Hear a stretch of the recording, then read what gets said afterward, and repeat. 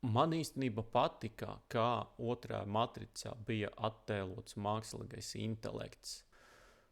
Bet vispār pirmā matrica man patīk labāk. Un no pirmās matricās lielāka vērtība man ir tas, ka es tagad zinu, kas ir Chateaubriand steigs.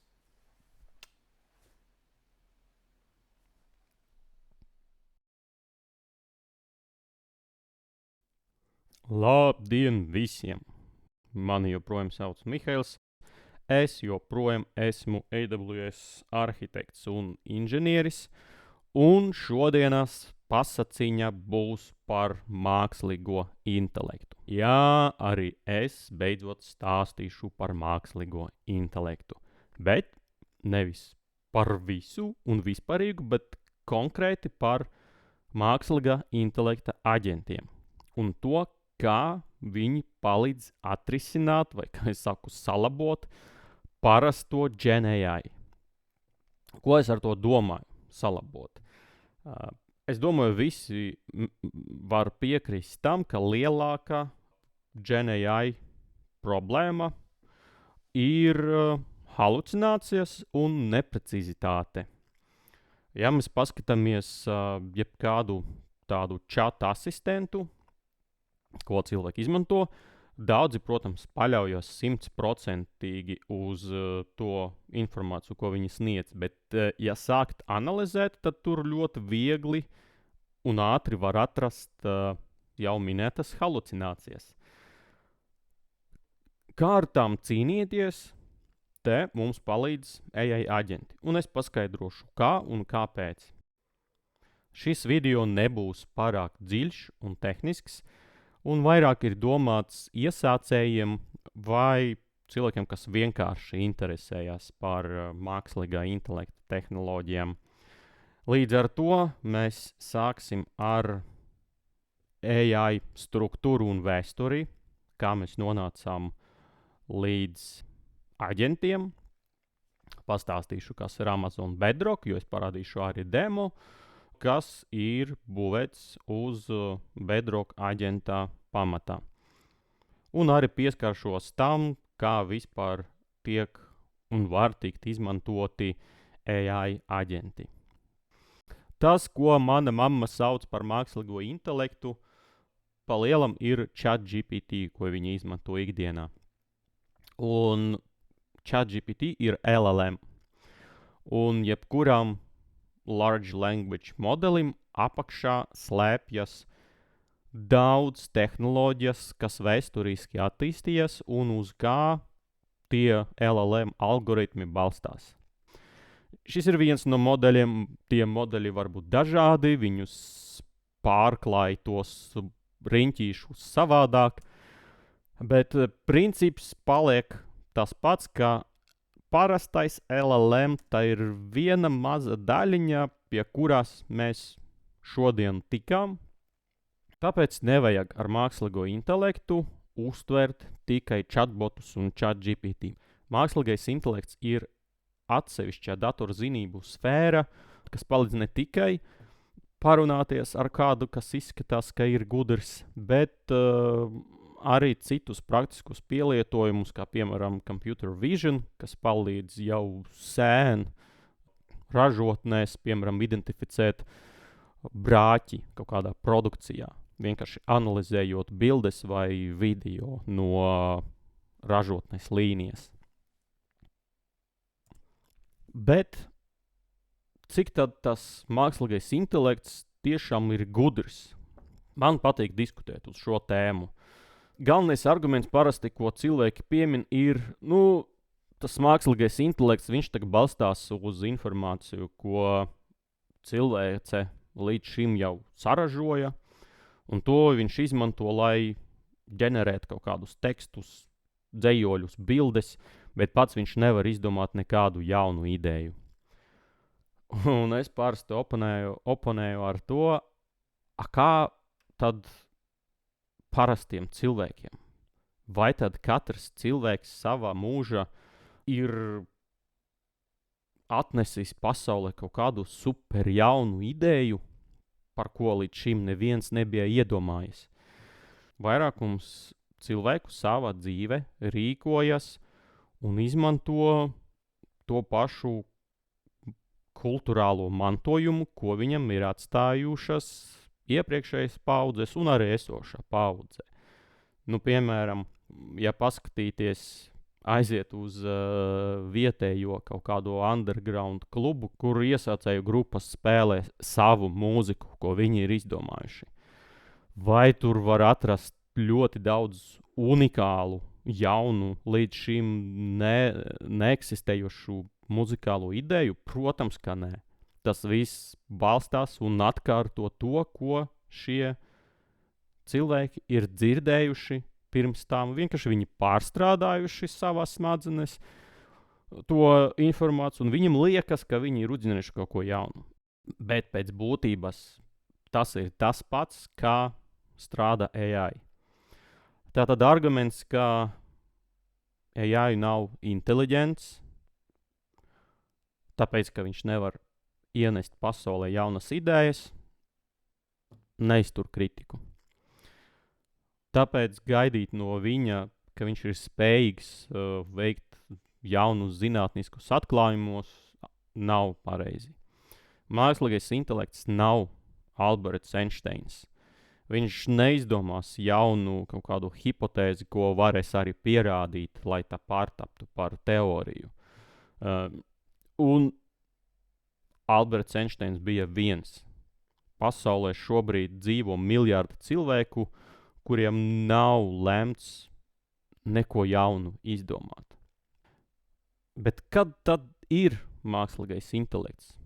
Salīdzinām ar to pašu Einsteinu, tas būtu izdevējs, kurš ir izdevis, piemēram, Einsteina darbus.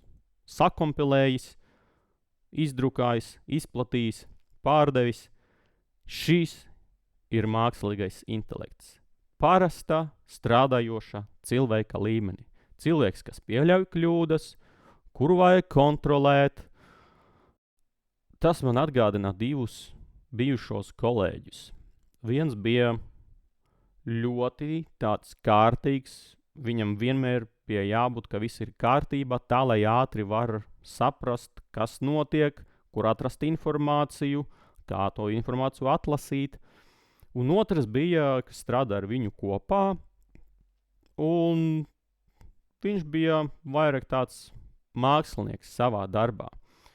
Viņam bija savādāka attieksme pret katru atsevišķu klientu, un viņš neatkārtoja vienu un to pašu struktūru, par ko arī tika kritizēts. Un bieži bija dzirdama frāze, cik man vēl tev stāstīt, ka lūdzu ievēro mūsu darba struktūru.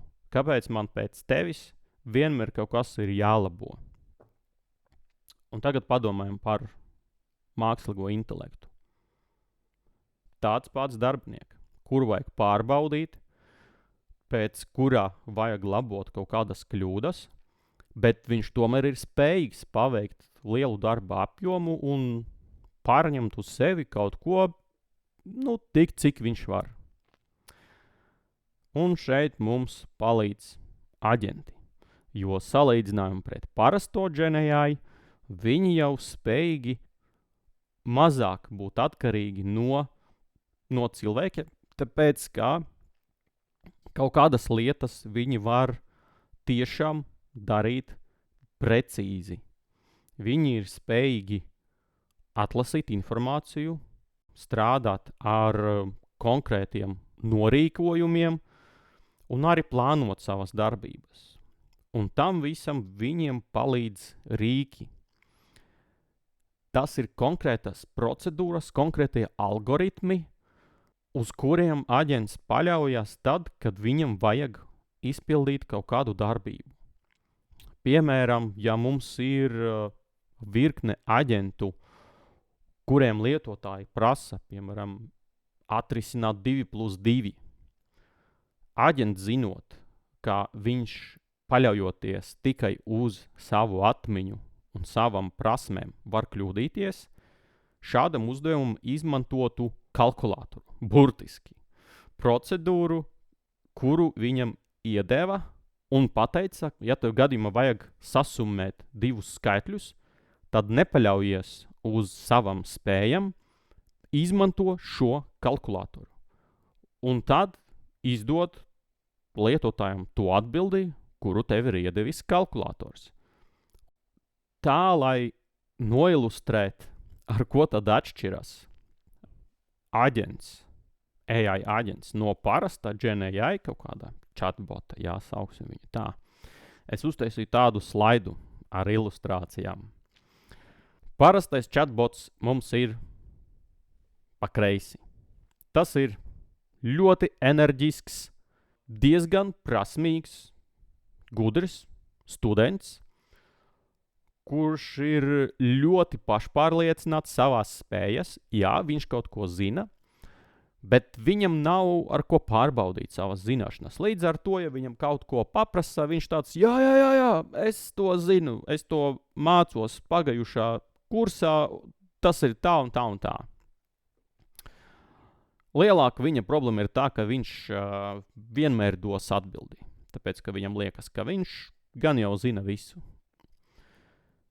Nākamais solis mums ir iedot tam studentam grāmatas, kurās viņš var atrast precīzas atbildes. Tas ir mūsu GenAI ar Retrieval Augmented Generation. Tas ir, kad mēs, piemēram, iedevam GenAI chatbotam zināšanu bāzi, ar kaut kādiem saviem rēķiniem par elektrību. Un mēs prasam viņam, kad mēs prasam, kāds ir elektrības patēriņš vidējais gadā, tad tas aģents nemēģinās izdomāt, cik tad vidējais cilvēks pasaulē patērē elektrību, kā man to izdomāt, varbūt 100 kW.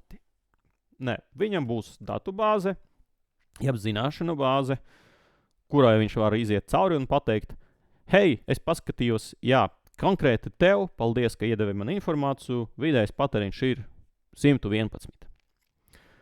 Bet atkal, viņš to aprēķinās savā galvā. Un mēs īsti nevaram paļauties uz to, ka viņš pareizi atcerās, kā izrēķināt vidējo. Tāpēc mēs iedosim viņam kalkulātoru vai jebkādus citus rīkus, kas ļaus viņam strādāt precīzi. Un tas ir mūsu aģents, kurš izmanto rīkus un zināšanu bāzi, lai saprast, kā viņam rīkoties konkrētā situācijā, atlasīt pareizo informāciju un apstrādātu informāciju ar rīkiem, nevis paļauties tikai uz savam zināšanām un prasmēm. Un tad, ja mēs pasakām aģentam, cik man ir gada vidējais elektrības patēriņš, viņš paskatās uz mūsu rēķiniem, viņš paņem kalkulātoru, savada iekšā 12 ciparu summu, sadala uz 12, paskatās kalkulātoru un saka, 120. Kaut gan parastais GenAI chatbots mums varētu izdot jebkādu ciparu, kāds viņam liktos pareizi. Lūk, šis slaids, manuprāt, vislabāk ļauj saprast to, ar ko aģents, jeb mākslīgā intelekta aģents atšķirās no parastā GenAI LLM modeļa. Kur tad mēs tādus aģentus varam atrast? Viens no variantiem izmantot Amazon Bedrock servis, kas ir pieejams AWS mākonī, kurā ir kaudze ar dažādiem modeļiem, uz kā bāzes mēs varam būvēt savus aģentus. Amazon Bedrock ir pieejams daudzos reģionos, tā skaitā arī Eiropā. Vienīga atšķirība ir tas, ka ne visos reģionos ir pieejami visi modeļi. Līdz ar to reģiona izvēle principā balstās uz to, kādu modeli mēs galu galā gribam izmantot. Un, ja, piemēram, tas modelis nav pieejams Stokholmā, tad visdrīzāk viņš ir pieejams Londonā. Un galvenais, kas jāturprāta, ir tas, ka visus modeļus, ko Amazon darbina, viņš darbina izolēti katra reģiona atsevišķi.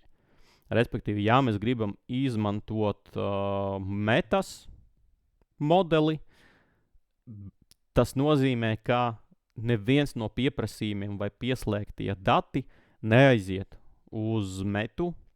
Visi dati un visi pieprasījumi paliek tajā reģionā, kura mēs izvēlēmies. Tāpēc, kā atkārtošu, visi modeļi tiek darbināti lokāli uz Amazon resursiem. Tas nozīmē, ka šāda veida Amazon mums nodrošina to, ka ja mēs esam izvēlējušies, piemēram, Parīzi, tad garantēti dati, ar ko mēs iebārosim tam aģentam un atbildēs, ko viņš mums ģenerēs, fiziski viņi nepamatīs mūsu accountu, tas ir pirmais, un viņi nepamatīs Francijas robežas, varam teikt.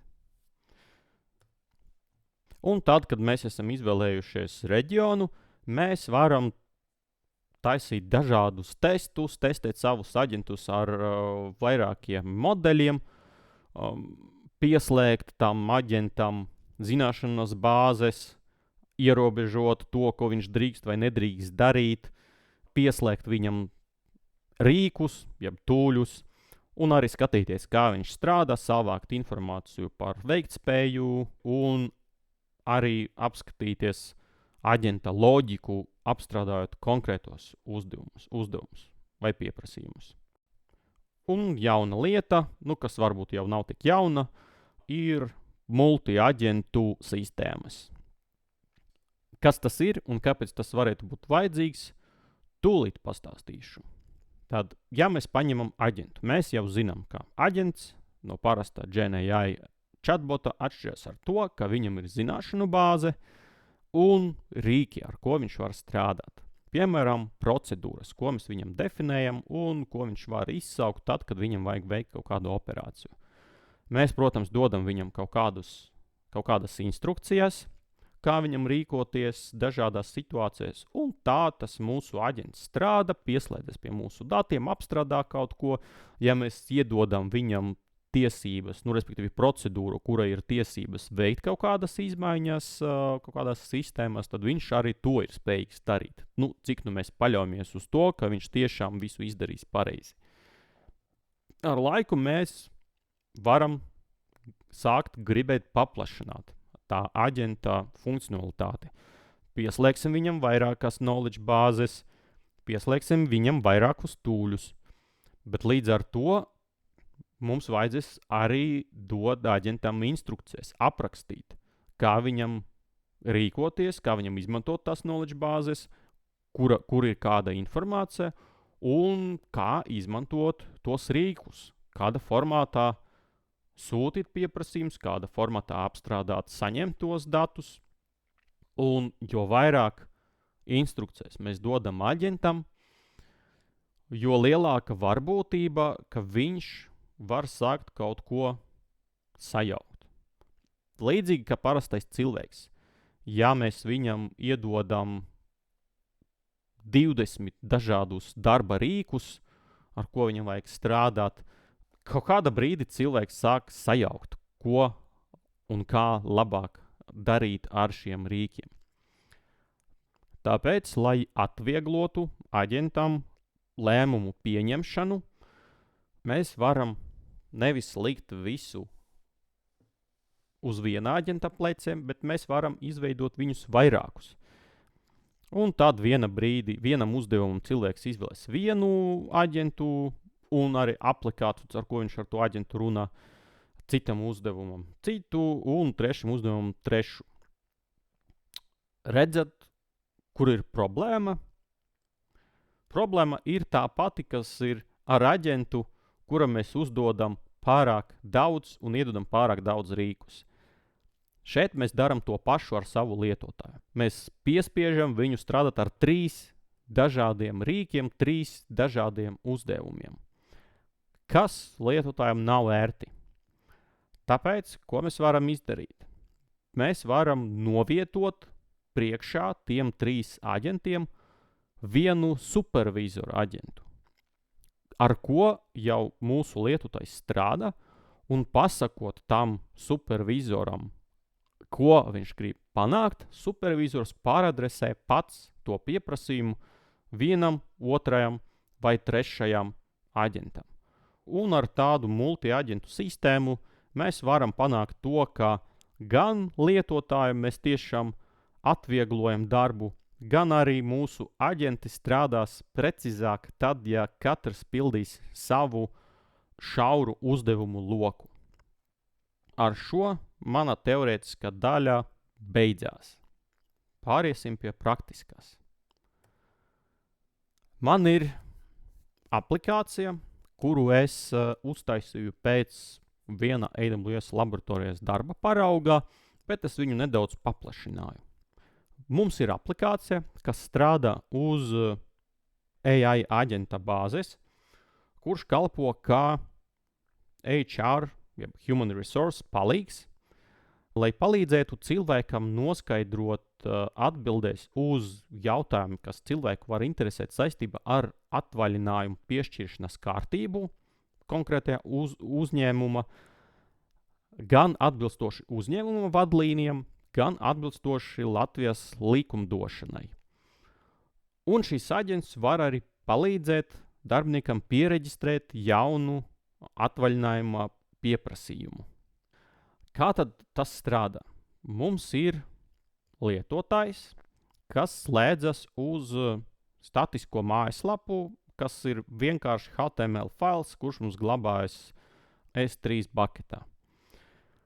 Šī lapa ir saintegrēta ar lambda funkciju, kas paņem lietotāju ievadītos datus, ja pieprasījumus, kā parastā čatā, un ar šo pieprasījumu izsauc Amazon Bedrock aģentu. Kad aģents ir gatavs sniegt kādu atbildi, tad viņš to sniedz atpakaļ tai funkcijai, un funkcija atspoguļo to atbildi atkal weblapā, ar ko strādā lietotājs. No kā sastāv aģents? Aģentam pamatā man ir izvēlēts Amazon Nova Pro LLM modelis. Aģentam ir pieslēgtas 3 zināšanu bāzes. Amazon Bedrock zināšanu bāzes var balstīties uz dažādiem informācijas avotiem, bet tā, ka manā gadījumā zināšanu bāzes ir parastie teksta faili ar instrukcijām, tas ir HR darbinieka rokas grāmata un Latvijas darba likums latviešu un angļu variantā, tad man zināšanas bāzes balstās uz parastiem S3 baketiem. Kāpēc tieši šādas 3 zināšanu bāzes? Pirmais skaidrs ir HR instrukcijās. Tas ir vajadzīgs, lai aģents saprastu, kā vispār strādā HR departaments konkrētajā uzņēmumā. Un tad darba likums latviešu un angļu variantā. Kāpēc ne tikai latviešu vai angļu? Ir interesanta nianse. Aģentam saprast likumsakarības viņam vienmēr ir vieglāk strādājot ar informāciju angļu valodā, uz kā pamatā viņš ir trenēts. Bet, lai veidojot savas atbildes vai interpretējot lietotāja pieprasījumu, lai izmantot precīzāku terminoloģiju, viņam ir iedota zināšanu bāze, kas ir Latvijas darba likums latviski. Un ir dotas instrukcijas, kā strādāt ar katru bāzi. Un tad katrai zināšanu bāzei ir vajadzīga vektoru glabātuve, kas var būt, piemēram, OpenSearch service vai Neptune datubāze. Manai gadam ir visvienkāršākais risinājums ir Aurora Postgres datubāze, kur katra zināšanu bāze glabā savus vektorus. Super!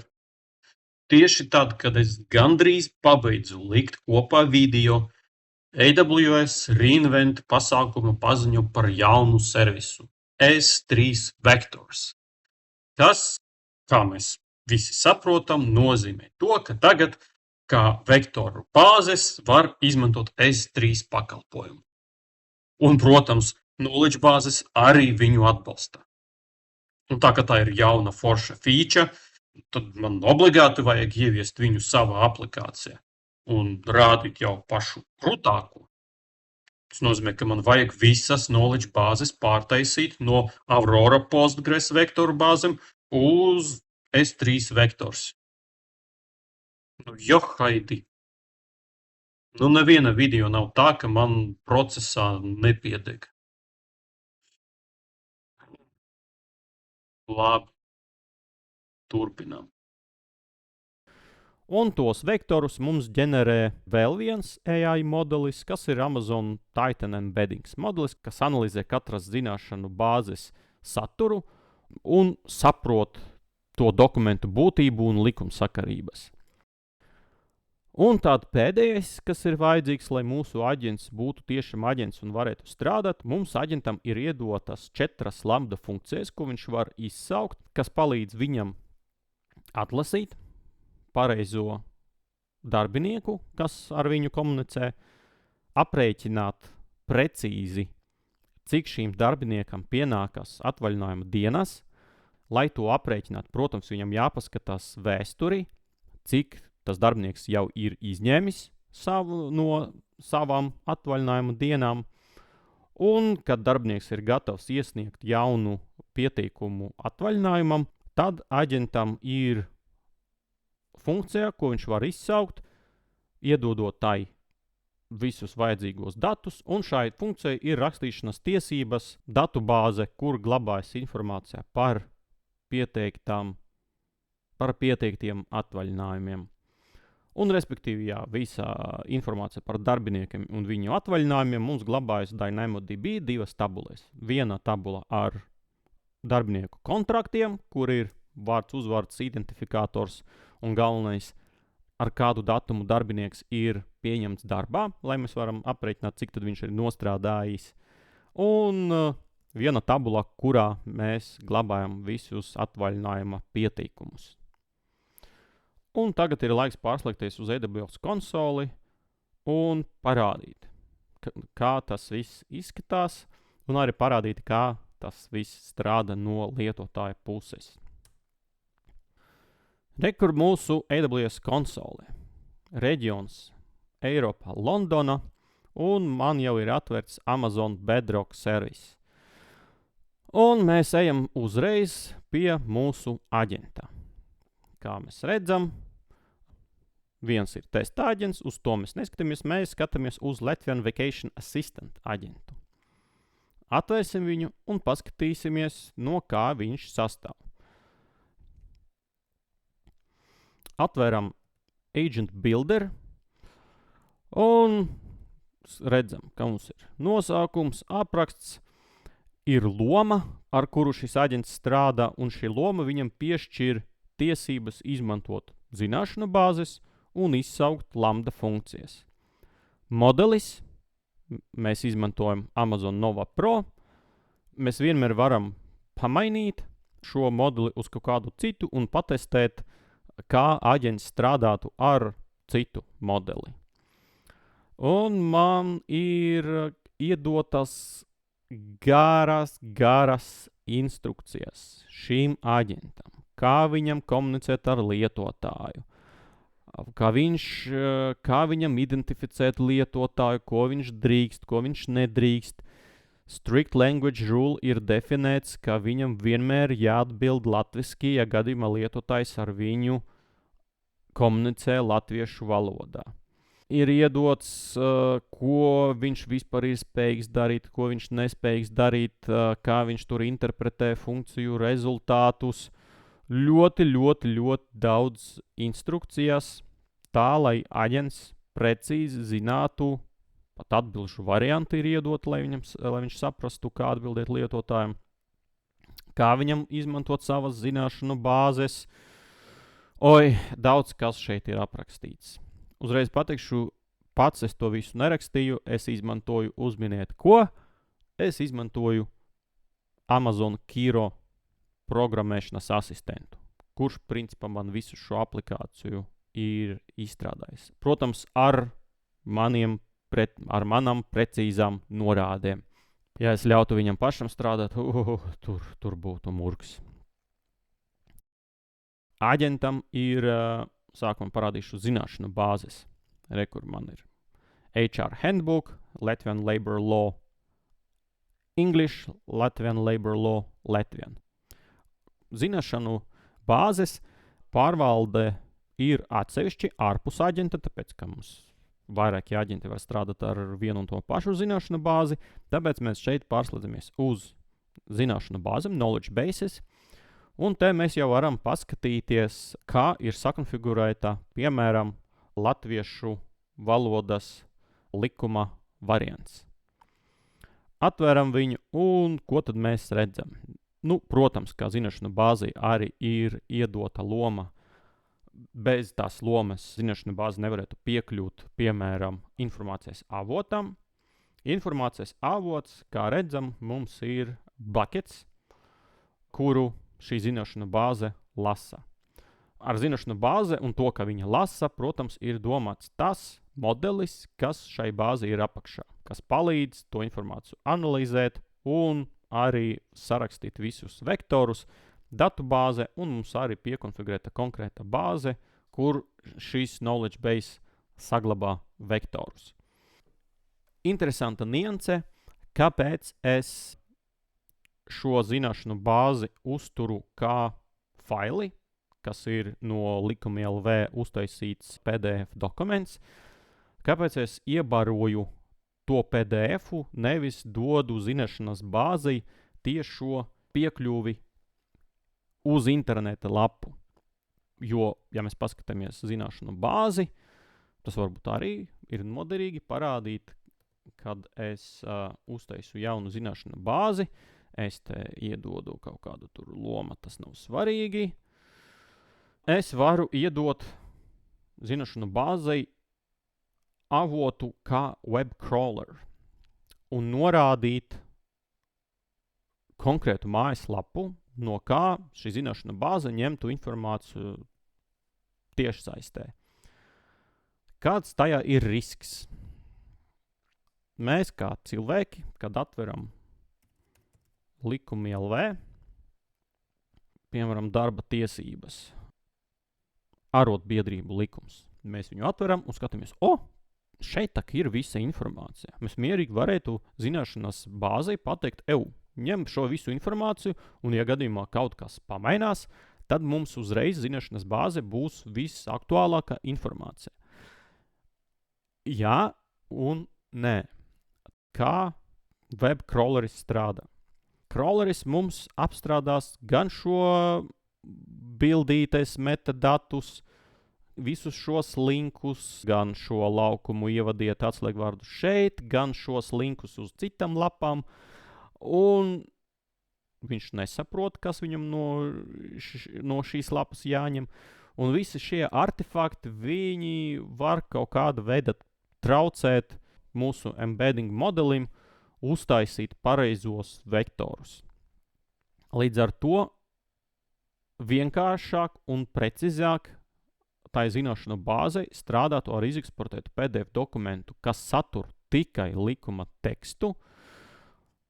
Un, ja gadījumā likums tiek modificēts, kas nenotiek ļoti bieži, mums nav problēma paņemt jaunu likuma versiju, ielikt viņu atbilstoša S3 bucketā un pārskanēt to zināšanu bāzi, lai viņi strādātu ar jaunu likuma redakciju.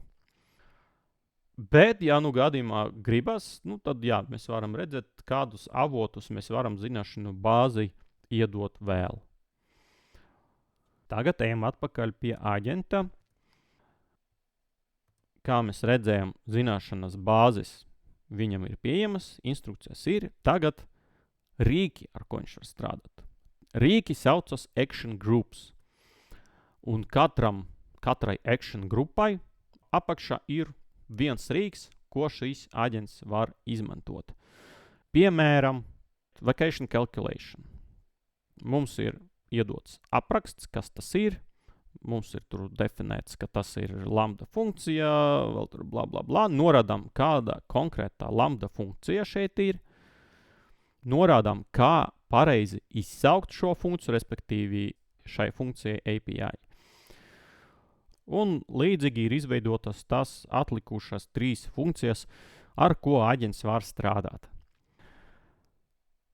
Šis ir backends. Aģents, zināšanu bāzes, rīki. Un tad mums ir ļoti vienkāršs frontends, kas ir S3 buckets ar statisko lapu. Tas ir šis, kur mums ir vienkārši indeks HTML, ar ko lietotājs strādā. Un mums vēl ir viena lambda funkcija, kuru aģents neizmanto, bet kas ir integrēta ar mūsu mājaslapu, kas, kā es teicu, izsauc mūsu aģentu un atgriež arī atbildēs atpakaļ lietotājiem. Nu tad paskatāmies, kā tas izskatās no lietotāja puses. Atversim publisko lapu. Un mums parādās mūsu asistenta interfejs, kas prasa mums autentificēties. Man pagaidām nav baigi gudra lietotāju bāze ar autentifikāciju. Man ir slepena parole vienāda visiem lietotājiem. Un mums ir interfejs, kur es saku hello. Aģents mums atbild, ka viņš ir asistents, un viņš mums var palīdzēt ar atvaļinājumu jautājumiem.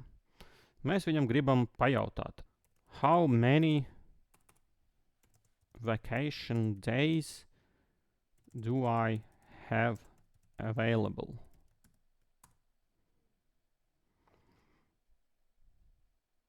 Aģents saka, ka man vajag tevi identificēt.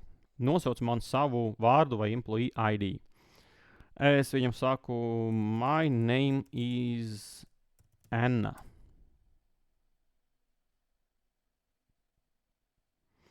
Aha, nu jā, es neparādīju vienu būtisku daļu no aplikācijas.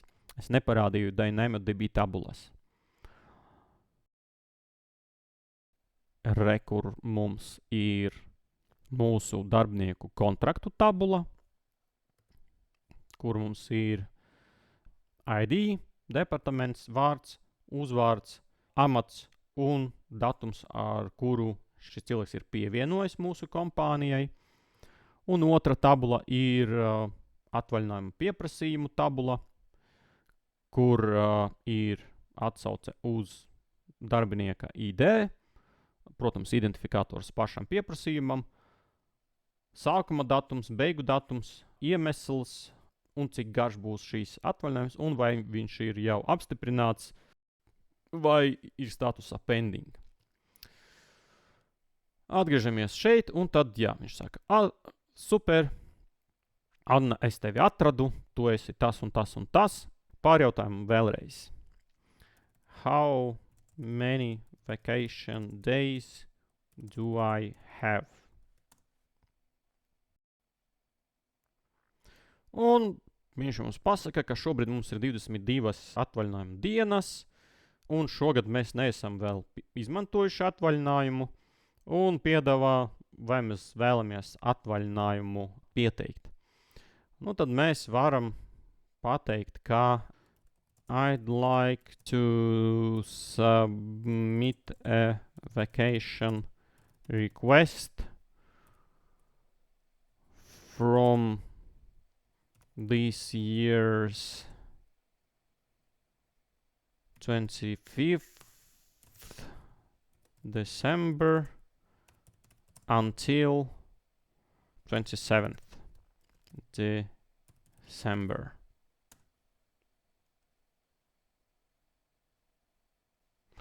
Protams, ka aģentam ir iedota instrukcija pārjautāt lietotājiem, vai viņš pareizi ir sapratījis atvaļinājuma sākumu un beigas. Un tad mēs sakam, ka it is correct.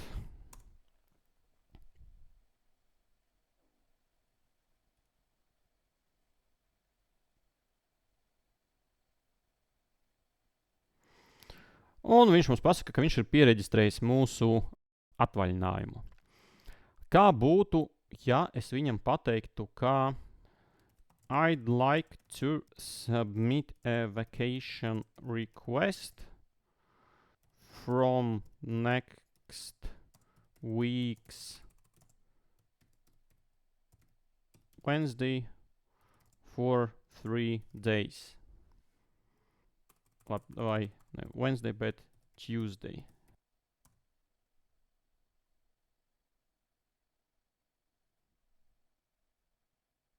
Un viņš mums pasaka, vai tu gribi pieteikt atvaļinājumu no 2. decembrā uz 3 dienām līdz tātad 4. decembrim. Vai viss ir pareizi? Pārbaudīsim. Un viņš ir pareizi aprēķinājis, ka nākamā otrdiena ir 2. decembris. Vakar īstenībā viņš man rakstīja, ka nākamās nedēļas otrdiena ir 1. decembris. Žēl, ka es nesaglabāju screenshotu, jo tas būtu labs pierādījums tam, ka ja aģentam nav precīza rīka, ar ko aprēķināt, piemēram, datumu, viņš sāka gļučīt. Es viņam pajautāju, kāds datums ir nākamās nedēļas otrdiena? Viņš saka, 1. decembris. Es viņam saku, kāds datums ir nākamās nedēļas pirmdiena? Viņš saka, 1. decembris.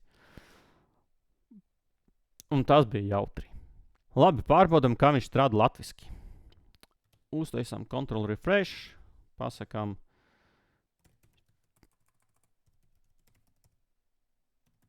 super parole un sasveicināsimies ar viņu. Čau!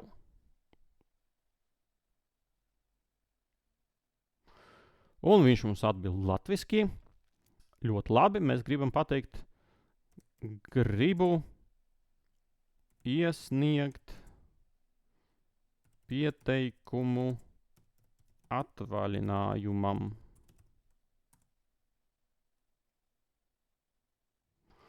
Lūdzu, noradi savu vārdu vai darbinieku ID. Nu, tad rakstam, kā mani sauc tā pati Anna.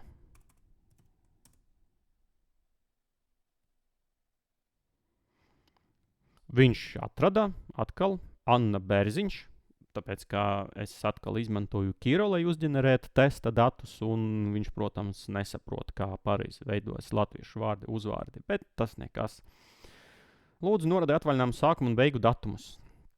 Gribu atvaļinājumu no nākamās nedēļas otrdienas uz 3 dienām, jo viss apnika.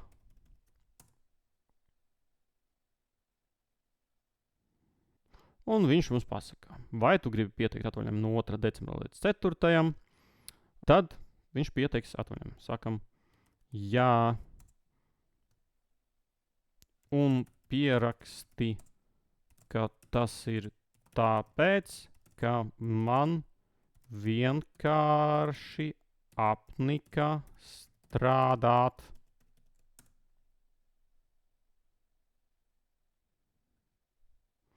Un viņš saka, ka viņš ir izveidojis jaunu atvaļinājumu pieteikumu, un tas ir ierakstīts datubāzē. Nu tad nočikosim, ko mēs redzam datubāzē. Kāds tur bija atvaļinājuma ID 4E8. 4E8. Varam apskatīties. Jā, tas ir Employee ID. Tā bija Anna. Sākuma datums 2. decembris, beigu datums 4. Un iemesls man vienkārši apnika strādāt. Un tad varam pateikt, parādi man visus manus atvaļinājumus. Un aģents mums ir atlasījis no datubāzes visus atvaļinājumu pieteikumus.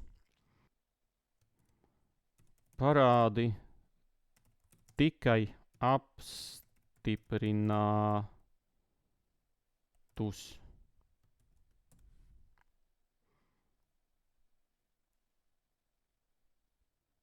Un viņš pasaka, ka tev ir tikai viens apstiprināts atvaļinājums, lūdzu. Paldies!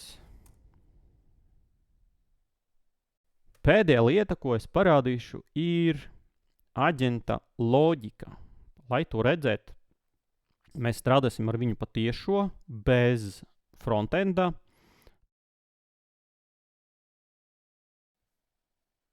Un uztaisīsim testu. Čau! Kā redzam, atbilde katru reizi ir savādāk, tāpēc kā LLM. Viņš ģenerē ar varbūtības teoriju savas atbildes, tāpēc tas, ko mēs redzam aplikācijā tikko, ir drusciņ savādāk nekā mūsu jauna sesija. Sākam, kā gribu pieteikties atvaļinājumam.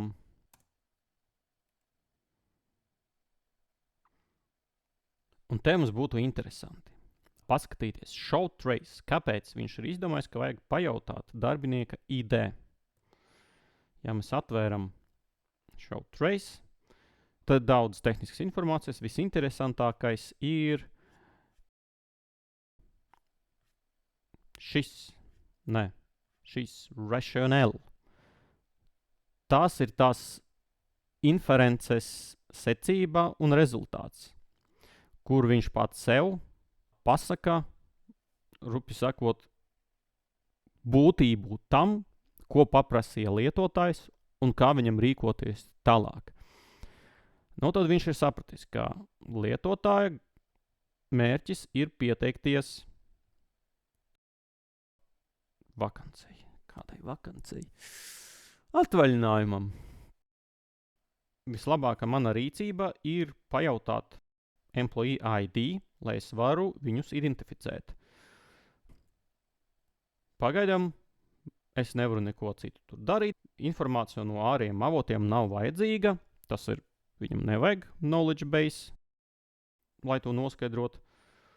Nu tad lietotājs mums pasaka, mani sauc Anna.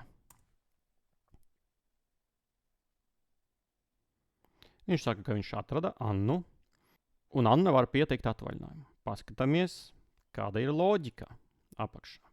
Pirmais. Lietotājs grib pieteikties atvaļinājumam. Lietotājs ir norādījis savu vārdu kā Anna. Vislabāk šobrīd ir izmantot funkciju lookup employee, lai atrastu lietotāju ar vārdu Anna. Nākamais solis ir izsaukt funkciju ar meklēšanas parametru Anna. Un mums ir action tāds un tāds un tāds un tāds. Man ir viss, kas man ir vajadzīgs, lai veikt šo te rīcību. Un tad otrais solis. Rationale. Atkal. Es zinu, ka lietotājs grib pieteikt atvaļinājumu. Lietotājs ir iesniedzis savu vārdu.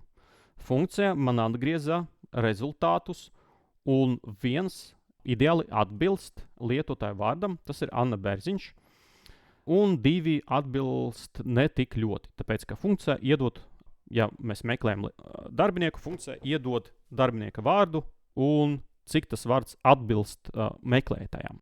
Best action plan ir, ka mēs esam atklājuši pareizo lietotāju.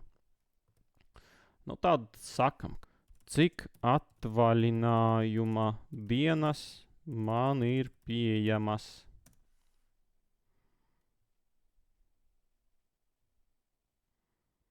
Atkal lūdzu noradi savu ID. Esmu Anna.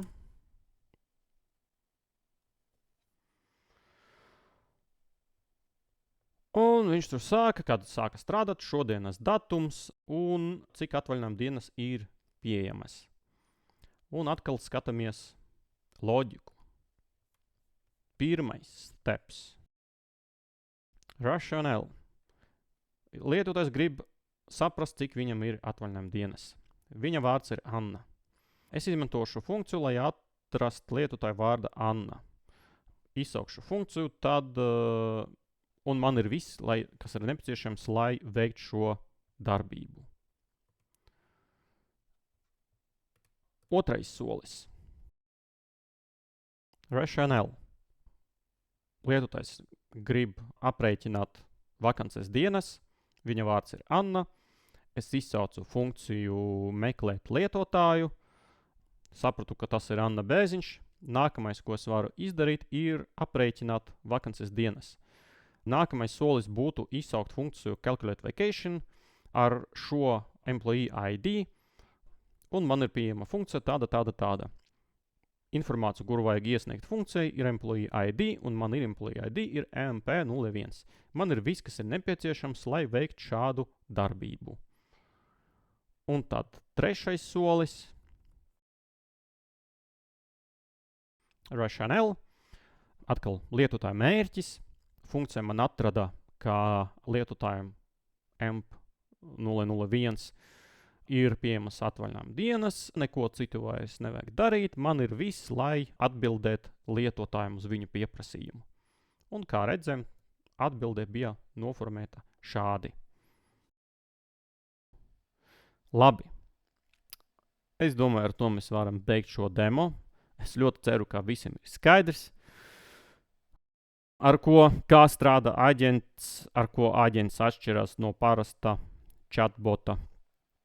Ceru, ka atmiņa palika tā bilde ar 3 studentiem, ka ir palicis skaidrs zināšanu bāzes koncepts un arī AI aģenta rīku pielietojums, kā to visu salīmēt kopā, izmantot, pārvaldīt, un laiks pieteikties atvaļinājumam. Paldies par uzmanību! Tiksimies vēlāk. Ar labu nakti!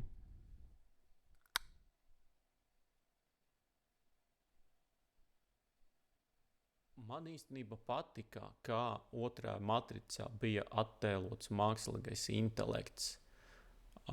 Tur bija kaudzē programmu pašā matricā ietvaros, kuri kalpoja kā aģenti. Nevis aģenti, kas aģents Smits un pārējie, bet kā AI aģenti. Tā pati Oracle arhitekts. Vēl tur bija kaudzē ar programmām, kurās pildīja kaut kādu savu lomu, lai uzturētu to matricas vidi, realitāti.